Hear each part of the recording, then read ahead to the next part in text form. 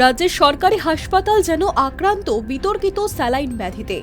স্বাস্থ্য দফতরের নিষেধ অমান্য করে রোগিণীকে দেওয়া হচ্ছে নিষিদ্ধ স্যালাইন, আর তা সামনে আসতেই হুলুস্থুলু বাঁধল হাসপাতালে। মেদিনীপুর মেডিকেলে এক প্রসূতির মৃত্যু এবং 4 প্রসূতির অসুস্থ হয়ে পড়ার ঘটনায় প্রশ্নের মুখে পড়েছে পশ্চিমবঙ্গ ফার্মাসিউটিক্যাল নামক একটি সংস্থার রিঙ্গাস ল্যাকটেট স্যালাইন।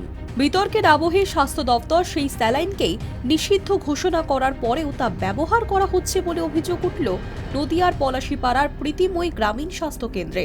ফলে স্বাভাবিকভাবেই প্রশ্ন উঠেছে রোগীদের সুরক্ষা নিয়ে।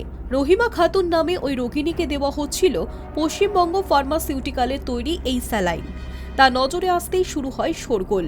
প্রশ্ন করতেই কর্তব্যরত চিকিৎসক ও নার্সের মধ্যে শুরু হয় দায় ঠেলাঠেলি। আপনি স্যালাইনটা খুললেন কেন? আপনি কি কারণে স্যালাইনটা খুললেন বলুন? এখন বিএমএসকে ফোন করেছি, বিএমএস অর্ডার দিন, তবে সরকারি অর্ডার যদি থাকে খুলে দেবো। অর্ডার আসেনি, তাহলে আপনি খুললেন কেন? অর্ডার আসেননি, খুললেন কেন? বিএমএস সঙ্গে কথা বলা, আমি তো বলছি তো আমি অর্ডার নেই, আমি অর্ডার দেইনি, অর্ডার দিয়ে ফেলেছি, আমি খুলবো। ডাক্তারবাবু তো লেখেনি, আপনি দিলেন কিভাবে রোগীকে? আমি ডাক্তারকে জিজ্ঞাসা করেই দিয়েছি। উনি ভারভালি বলেছেন, ওখানে ডিটেল নেই, উনি বলেছেন বলে দেওয়া হয়েছে। উনি বলেছেন, আমি দিতে বলেনি। নিষিদ্ধ করার পরে আপনি দিলেন কিভাবে? আপনি বলুন, দিলেন কিভাবে? আর দায় ঠেলাঠেলির মাঝে পড়ে বিভ্রান্ত হয়ে যায় রোগিণীর পরিবার। এটা আপনার দোষ বলছেন, আপনার বিনা অনুমতিতে কিসের জন্য নার্স দেবে ওই স্যালাইনটা? ওটা একটা বন্ধ, আরেকটা যেটা গন্ডগোল ছিল সেটা বন্ধ করেছে, আর একটা ছিল সেটা চলতে হবে। একটা ছোট স্যালাইন দিলেন, তারপর একটা বড় স্যালাইন দিয়েছে। বিএমএস কি অর্ডার দিয়েছে? রবিবার গোপীনাথপুর এলাকার বাসিন্দা রহিমা খাতুন প্রীতিময় গ্রামীণ স্বাস্থ্য কেন্দ্রে ভর্তি হয়েছিলেন। পরিবারের অভিযোগ, সেই সময় তাকে ওই নিষিদ্ধ স্যালাইন দেওয়া হয়।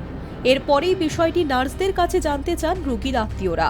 জবাবে নার্স জানান চিকিৎসকই ওই স্যালাইন ব্যবহার করতে বলেছিলেন। পরিবারের দাবি, পরে চিকিৎসকের কাছে বিষয়টি জানতে গেলে তিনি সে কথা অস্বীকার করেন। শেষ পর্যন্ত ওই রোগিণীকে স্যালাইন দেওয়া বন্ধ করে দেওয়া হয়। উল্লেখ্য, গত 11 জানুয়ারি স্বাস্থ্য দফতরের এক নির্দেশিকায় বলা হয়, রিঙ্গাস ল্যাকটের বিতর্কে যতদিন না তদন্ত শেষ হচ্ছে এবং ল্যাব টেস্টের রিপোর্ট আসছে, ততক্ষণ পশ্চিমবঙ্গ ফার্মাসিউটিক্যালের তৈরি কোনো ফ্লুইড ব্যবহার করা যাবে না। Hi news network.